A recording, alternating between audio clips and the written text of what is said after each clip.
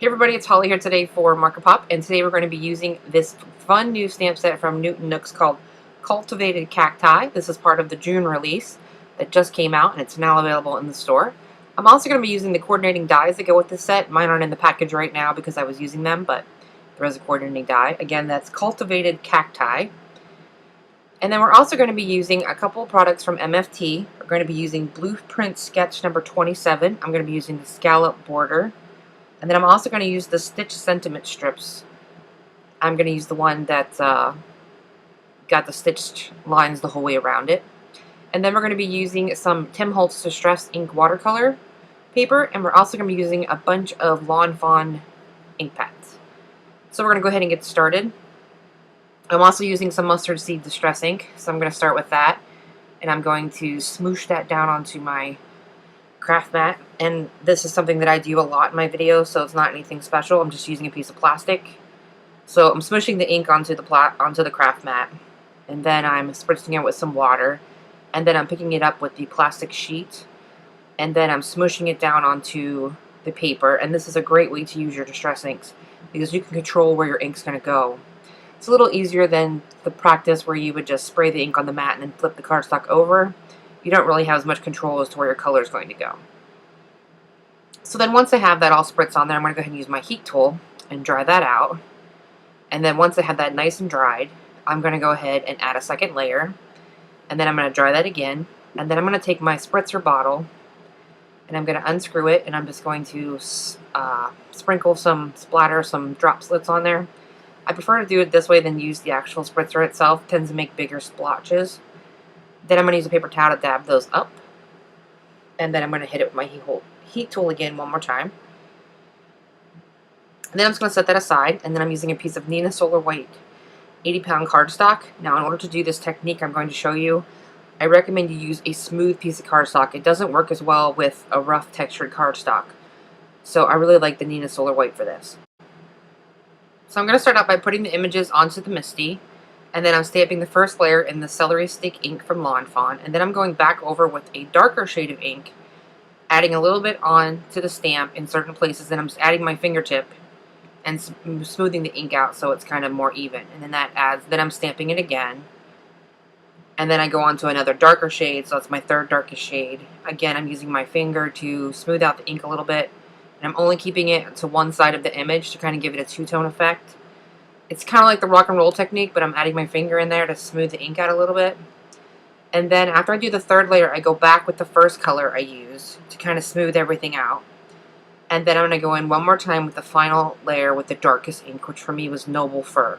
So I started out with Celery Stick, and then I went into Jalapeno, and then I used Freshly Cut Grass, and then I went back with Celery Stick, and then I added the Noble Fir.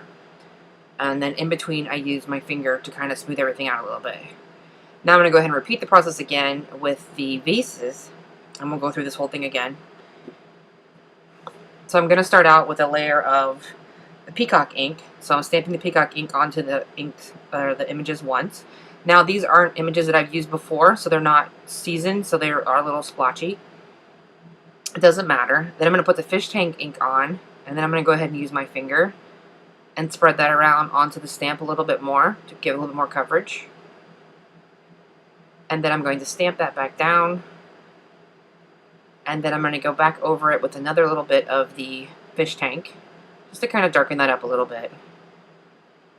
And on these vases, it kind of gives it like an ombre effect. Then I'm going to go in with my Blue Jay, which is my darkest color.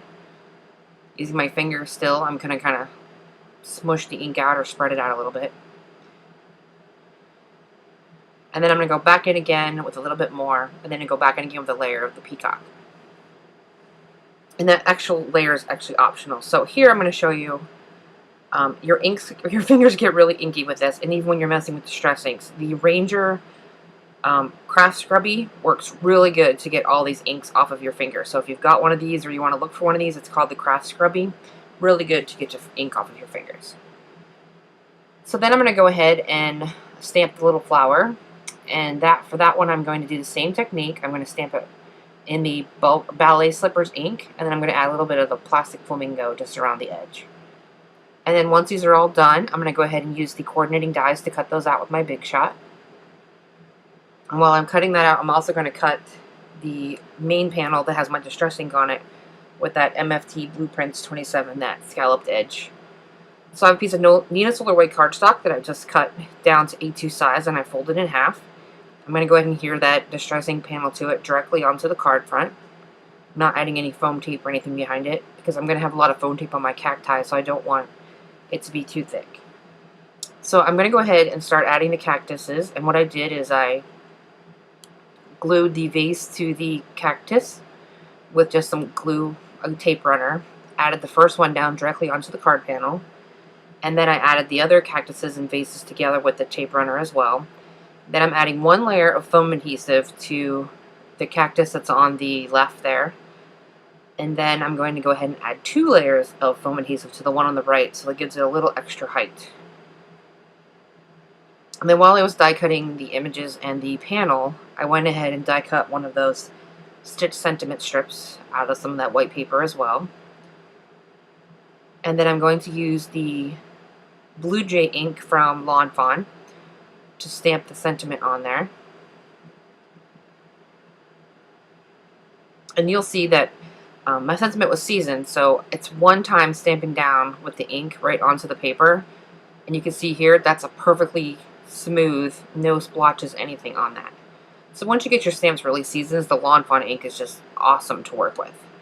So then you're going to go ahead, and I just trimmed off the sentiment strip, and then I'm adding some foam adhesive to that. And then I'm just going to slip that up underneath the vase.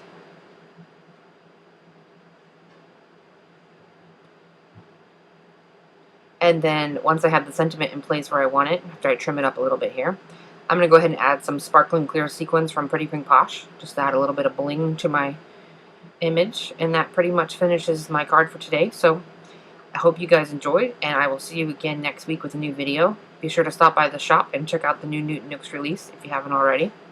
So have a great week, and I will see you guys next time. Bye-bye.